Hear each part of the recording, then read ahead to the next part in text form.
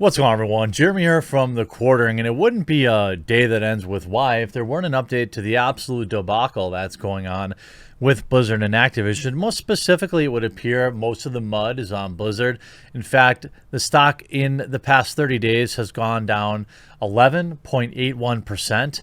You're talking about billions of dollars erased in company value since the lawsuit broke. The normal curve of things. But if you look at the real graph here, the drop on July 26th from $90 down to 84, and then today it's down to 83, continues to go down. This really started with the lawsuit breaking, and then everybody coming out, and then Blizzard essentially completely bungling the response to it. Nobody wants any part of it right now. I mean, there's absolute hilarity. Blizzard recruiters allegedly asked job seeker if she, quote, liked being penetrated at job fair in 2015. Now, here's the thing. I must defend Blizzard on this, or at least clarify this. Not maybe defend, but context matters, and you're starting to see some bait out there. Because what this actually was at a hacking conference in which they were looking to hire somebody who does pen testing, which is, penetration testing. It's a cybersecurity job. And the person who was being interviewed actually was wearing a T-shirt that said, like, penetration expert or something like that. It's obviously like a, double entendre. Should the interviewer have asked that question? No, definitely not. But I mean, it's like, is that on the same level as, bathroom cameras? No, it isn't.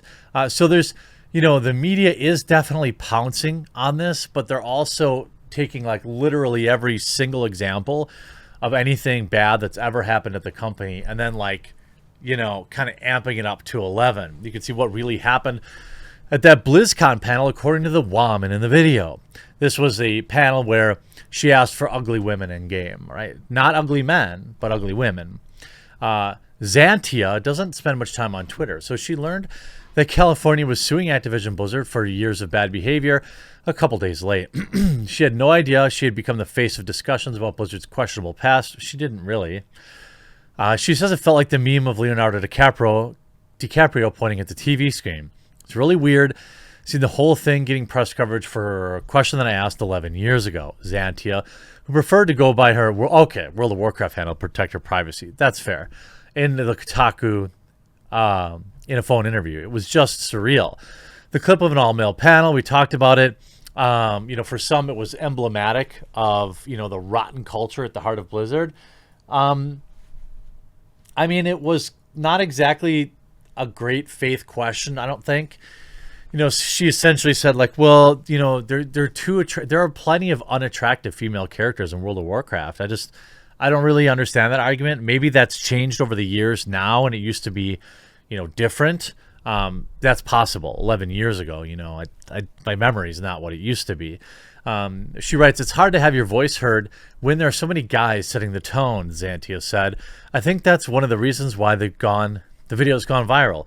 It just exemplifies so much of what's wrong with the industry at large.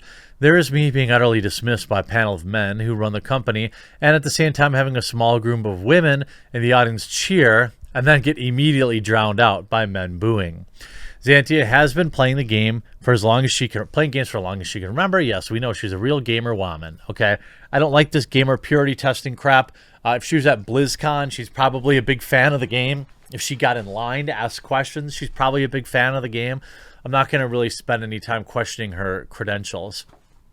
You can see how Blizzard's reputation collapsed in just 3 years, from free speech scandals to massive layoffs to a discrimination lawsuit. A history of Blizzard's recent controversies and major departures is via Steven Messner over at PC Gamer. I mean, I think, you went from this position in World of Warcraft where, as a player, for me, the struggle to get Classic made, and then it actually coming out not vanilla, but classic coming out, and then seeing it like destroyed by the same old Blizzard cash shop garbage and character boosting and all this other stuff. Like, it was the ultimate highs and lows of like my gaming experiences. Like, nothing in video games is really as like as important as what happens like between me and my pets or my family or whatever the case is. But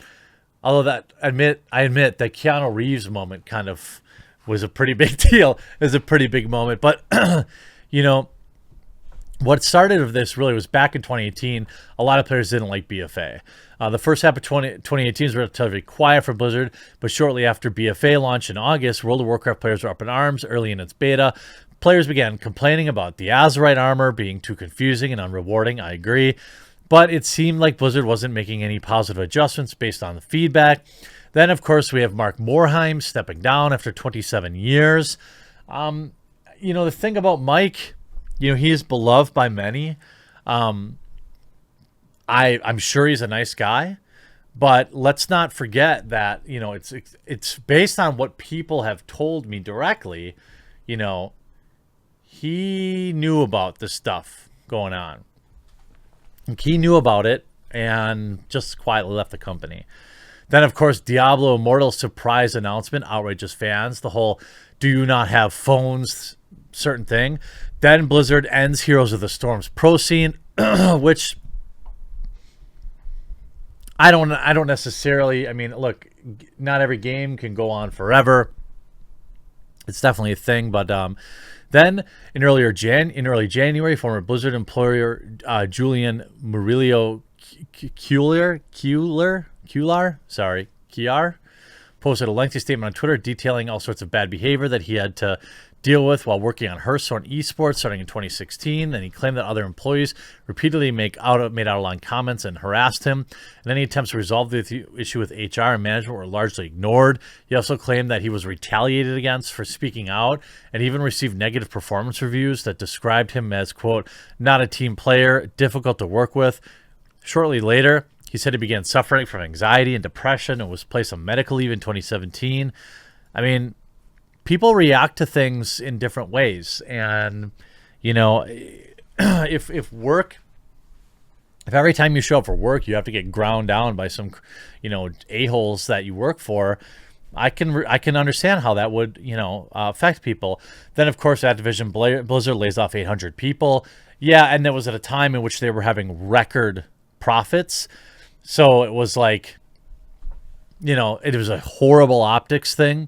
And, you know, that is part of the culture and working in games. There is a lot of, you know, catch and release for large groups of people as they ramp up the release of games, and then they, you know, have to drop a bunch at the end. You know, once project ends, that happens. It sucks. I mean, most people have been laid off. I've been laid off. It's one of the worst feelings. It's really hard to describe unless you've never been laid off. Then Frank Pierce stepped down. Then, of course, the Hearthstone thing. This is a pretty good list. Then free speech protests take over BlizzCon. By the way, I paid for all the flags and stuff there. Then, of course, Warcraft 3 Reforged. Remember the Warcraft 3 refunded? Hearthstone Pro claims to have been blacklisted by Blizzard after his wife was laid off. Alex Afrasabi, or whatever his name is, quietly leaves Blizzard. Yeah, after everything came out, you know, Blizzard employees share a spreadsheet documenting salaries and protest of low pay. Activision hires controversial Trump-Bush-era government officials. Jeff Kaplan quits. Activision Blizzard is sued for discrimination. I mean, this is a lot to overcome, you know, for a company that is not really capable of overcoming it. And then, like, you know, what is perhaps the most hilarious part of this is Blizzard has banned /spit. And why? Because people were using it to make fun of people that bought store mounts. So inside the game, you know, you have certain emotes that you can do, but like they're doing that, but not blocking like the N-word. You can see, You know, on July 30th, while players in the game's public test room noticed that they were no longer able to use the /spit emote and target other players. Literally, all the chat prompt would say is X character spits on Y character. No animations, nothing like that. So it was surprising to some people that you could no longer do it or use it on other players.